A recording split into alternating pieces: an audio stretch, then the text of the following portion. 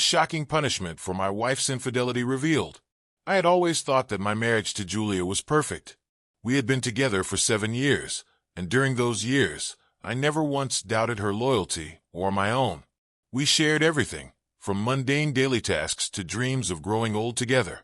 She was my best friend, the mother of my children, the woman I could trust without hesitation. But that all changed in the blink of an eye. It started with a subtle change in Julia's behavior. She was no longer as affectionate as before, and the late nights at work became more frequent. At first, I dismissed these signs as nothing more than stress. After all, life had been busy, work, kids, everyday responsibilities. But then the little things began to pile up. There were texts she would quickly hide when I walked by. There was the way she became defensive whenever I asked about her day. I tried to ignore it, but a part of me knew something was wrong. The feeling of doubt crept in, and I found myself increasingly suspicious. One day, while Julia was taking a shower, her phone buzzed on the counter. I wasn't proud of it, but I couldn't resist checking it. That's when I found the messages. There they were, explicit texts, messages full of affection, plans to meet, and the kind of intimate conversation I thought was reserved for me. My stomach sank. I couldn't breathe.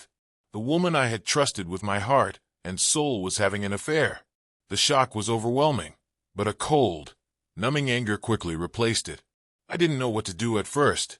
Should I confront her immediately? Should I wait and gather more evidence?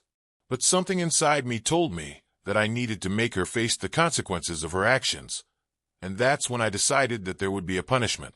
I spent the next few days in turmoil.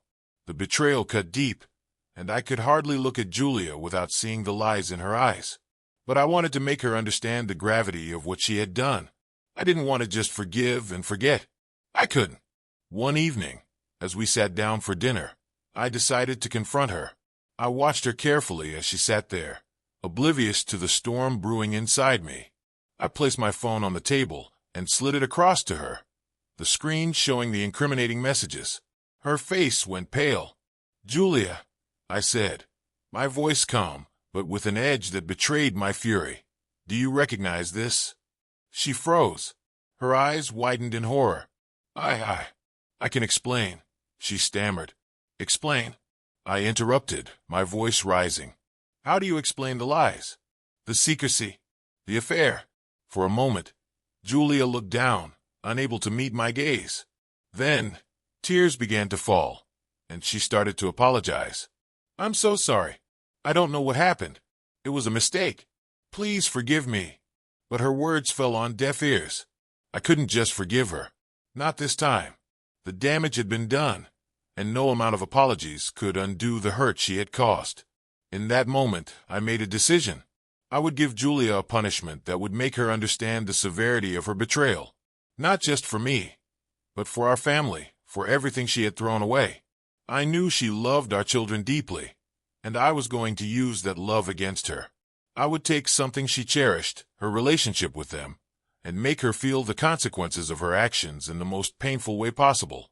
"Julia," I said, my voice now cold and calculated, "I've thought about this a lot.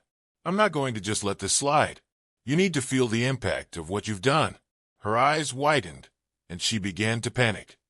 "Please no. Don't punish the kids. They don't know anything." "I'm not punishing them," I replied, my eyes fixed on hers. "But I'm taking some time. I need to think about this, and I can't trust you to be alone with them right now." I had decided to keep her away from the children for a while. I was going to send her to stay with her mother for a month. During that time, she would have to reflect on her actions and truly understand the consequences. It wasn't a decision I made lightly, but I needed space, and I needed her to understand how deeply she had hurt me and our family. The look in Julia's eyes was a mixture of desperation and guilt.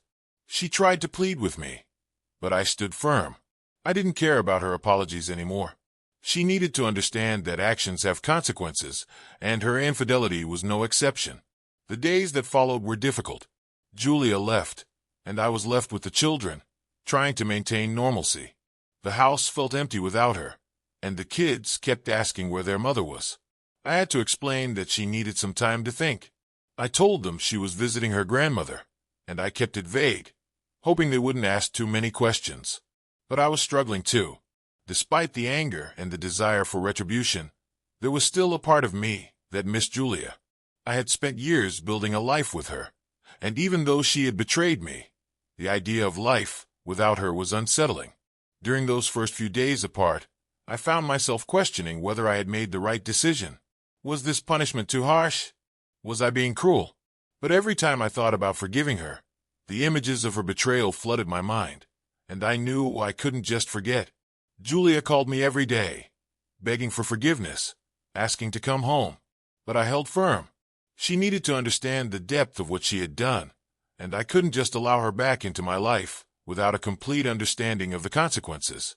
A month passed, and Julia returned. She was different. There was a look of humility in her eyes, a sense that she had truly reflected on her actions. When she walked through the door, I could see how much she had changed. She wasn't the same confident woman who had betrayed me. This was someone broken, someone who had truly learned the weight of her mistakes. We sat down together, and I listened as she explained what she had learned during her time away. She talked about the pain she felt being separated from the children, the regret that consumed her as she thought about what she had thrown away. "I've realized something," she said, her voice trembling. "I've always taken you for granted, and I've hurt you in the worst possible way. I don't deserve your forgiveness, but I am truly sorry, and I'll do anything to make it right." For the first time in a long while, I felt the tiniest flicker of hope. Julia's punishment had not been just a physical separation from the family. It had been a wake-up call.